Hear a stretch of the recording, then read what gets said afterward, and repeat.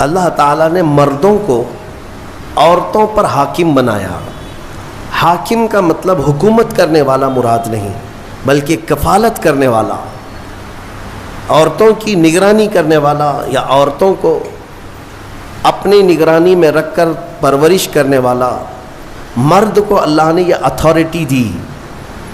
شریعت کے مطابق مردوں کو اللہ تبارک و تعالیٰ نے ہماری شریعت کے مطابق یہ اتھارٹی دی ہے۔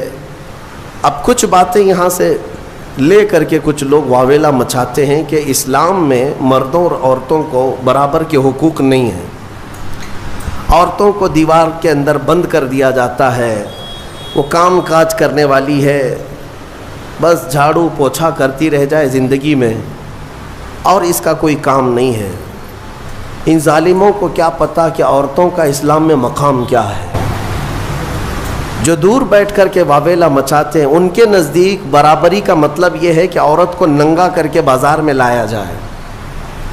واللہ میں کہتا ہوں اسلام نے جو عورتوں کا مقام عطا کیا، ایک خاتون جنت سیدہ کائنات فاطمۃ الزہرا کے قدموں کے برابر لاکھوں مرد بھی نہیں ہو پائیں گے۔ ان کا جو مقام ہے، یہ نہیں ہے کہ اسلام نے عورتوں کو کہیں گرایا ہے، برابری، بلکہ کچھ خصوصیات مردوں کی ہے وہ مردوں کو دی گئی، کچھ خصوصیات عورتوں کی ہے تو عورتوں کو دی گئی۔ یہ ایکویلٹی نہ ہونے اور برابری نہ ہونے کے جو دعوے کیے جاتے ہیں پوری دنیا میں ہیومن رائٹس یا ویمن رائٹس کے متعلق، کہ عورتوں کے حقوق کے متعلق، ان کو ایسا لگتا ہے کہ اسلام میں عورتوں کو حق نہیں ملا۔ اور یہاں پر بھی تو ہے، ہمارے ملک میں بھی، کہ ہماری عورتوں پر بہت زیادہ رحم کھاتے ہیں ہمارے پی ایم صاحب، کہ مسلمان عورتیں پیڑت ہیں، مسلمان عورتیں پیڑت ہیں۔ پیڑت کا مطلب مظلوم ہے۔ اب وہ پتہ نہیں کون سی مسلمان عورتیں پیڑت ہیں یا کون سی وہاں پر جا کر کے ان سے شکایت کی ہیں۔ ویسے تو ان کی خود کی عورت بہت سالوں سے پیڑت ہے۔ میرے عزیزو، اسلام نے جو حقوق عورتوں کو عطا کیے، میں چیلنج کے ساتھ کہتا ہوں پوری دنیا میں کسی بھی کمیونٹی نے وہ حقوق نہیں تھی، وہ حقوق نہیں دیے۔ تمہیں پتہ ہے ایک زمانہ تھا جب عورتوں کو 5 زنجیریں باندھ کر کے بازار میں لایا جاتا تھا۔ یونان جیسی پوش حکومت، اس زمانے میں سپر پاور کہلائی نہیں جانے والی یونان کی حکومت، عورتوں کو وہ 5 زنجیریں باندھتے تھے، 2 ہاتھوں میں، 1 گلے میں، 2 پیروں میں، اور 5 زنجیریں باندھ کر کے کبھی بازار لانا ہوتا تو عورت کو ساتھ میں لاتے، اس طرح سے کھلے چھوڑ کر کے نہیں۔ اسلام کی عظمتوں پر قربان جاؤ، اسلام نے ان زنجیروں کو کاٹ دیا اور انہی 5 زنجیروں کو عورت کا زیور بنا دیا۔ آج بھی عورتیں دونوں ہاتھ میں بنگڑیاں پہنتی ہیں، گلے میں نیکلس پہنتی ہیں، دونوں پیروں میں پائل پہنتی ہیں۔ یہ کیوں ہے؟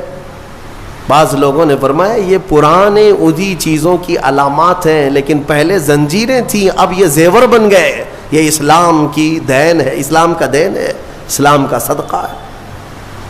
عورتوں کے متعلق ایک اور تعجب کی بات میں بتاؤں آپ کو۔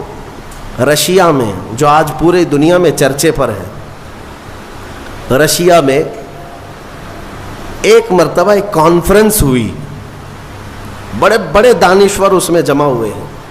جب میں نے کتاب میں یہ کانفرنس کے بارے میں پڑھا تو مجھے ہنسی آ گئی اس بات پر کہ بڑے بڑے دنیا کے دانشور جمع ہوئے تھے اس کانفرنس میں، میٹنگ تھی۔ کس ٹاپک پر کانفرنس ہو رہی تھی پتہ ہے آپ کو؟ ٹاپک یہ تھا کہ عورت کو انسان سمجھا جائے یا نہیں سمجھا جائے۔ بڑے بڑے دانشور بیٹھے ہوئے تھے کہ اس کو انسان سمجھیں یا پھر یہ دوسری مخلوق ہے، اس کے ساتھ جو سلوک کرنا ہے۔ میرے عزیزو، میٹنگ میں بعد میں یہ طے پایا کہ ہاں ہے تو انسان لیکن ہمارے برابر کی نہیں۔ یہ وہی اسی دنیا کی بات میں کر رہا ہوں جو آج اپنے آپ کو ویل ایجوکیٹڈ کہتے ہیں یا ماڈرن کہتے ہیں۔ اسلام پر کیچڑ اچھالنے سے پہلے اپنے دامن میں اگر دیکھ لیتے، تم نے کتنی عورتوں کو جلا کر خاک کر دیا۔ ستی کی رسم جانتے؟ ستی کس کو کہتے تھے؟ ہمارے اسی دیش میں یہ رسم پائی جاتی تھی کہ اگر کسی عورت کا شوہر انتقال کر جائے تو عورت کو بھی شوہر کے ساتھ جلا دیا جاتا تھا، ختم، اس کو رہنے کا حق نہیں۔ بعد میں چل کر کے اس رسم کو تھوڑا سا کم کر دیا گیا اور کہا اب جلائیں گے نہیں، لیکن ودوا کو جنگل میں چھوڑائیں گے، اس کو معاشرے میں رہنے کا حق نہیں ہے، اس کو جنگل میں چھوڑائیں گے، آبادی سے باہر رکھیں گے، اس لیے کہ ودوا اگر آئے گی تو یہ اپشگن ہوگا۔ آج بھی ہے یہ ناٹک، آج بھی ہے۔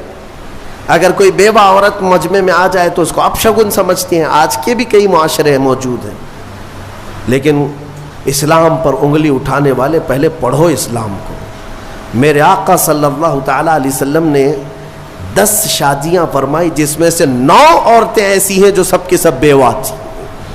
بیوہ کو میرے آقا صلی اللہ تعالیٰ علیہ وسلم نے نکاح کے ذریعے سے اپنا کر کے دنیا کو یہ بتایا کہ بیوہ اپشگن نہیں ہوتی، بلکہ اگر تم نے اس کو اپنا لیا تو اس کی بدولت اللہ تمہاری دعائیں قبول کرتا ہے۔ بیوہ کو اس طرح سے نکال کر کے باہر کر دینا، یہ سب مجھے حیرت ہوتی ہے۔ آج وہ لوگ ہمیں عورتوں کے حقوق سکھانے آئے ہیں جو کتنی تو عورتوں کو جلا دیے، کئی عورتوں کو بے یار و مددگار چھوڑ دیا، زندگی بھر ان کے لیے شادی کرنا حرام کر دیا، ایک بار شوہر مر گیا تو دوسری بار شادی نہیں کرنا۔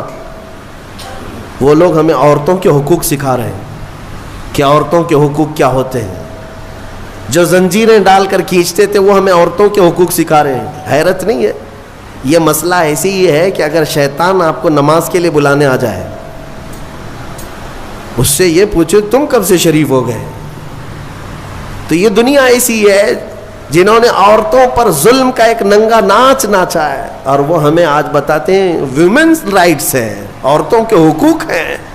عورتوں کے حقوق الحمدللہ میرے مصطفیٰ نے بتائے ہیں۔ ہاں، کل بھی میں نے بتایا تھا اگر گھر میں بیٹی پیدا ہو تو رسول پاک صلی اللہ علیہ وسلم نے اسے جنت کی بشارت عطا کی۔ اور پھر اتنا ہی نہیں، اسی خاتون کو ہی تو دیکھیں، اللہ کے حبیب صلی اللہ علیہ وسلم نے، بڑی ہو گئی، اگر اس کے بچے ہو گئے تو بچوں کو کہا گیا تیری ماں کے قدموں کے نیچے تیری جنت ہے، الجنت تحت اقدام الامہات، ماؤں کے قدموں کے نیچے جنت بنا دیا۔ کون ہے؟ اس قدر بلند مقام عورتوں کو کس نے دیا؟ اسلام نے۔